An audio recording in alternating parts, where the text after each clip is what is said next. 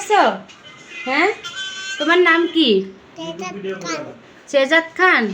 তুমি কি নায়ক হইবা না গায়ক হইবা? কোনটা হইবা? বাজিন পাস কি আবার? হ্যাঁ, তোমার তোমার কি সুন্দর লাগতেছে আজকে অনেক?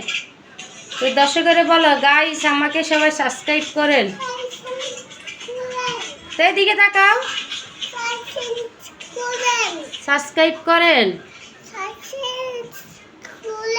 জোরে বলো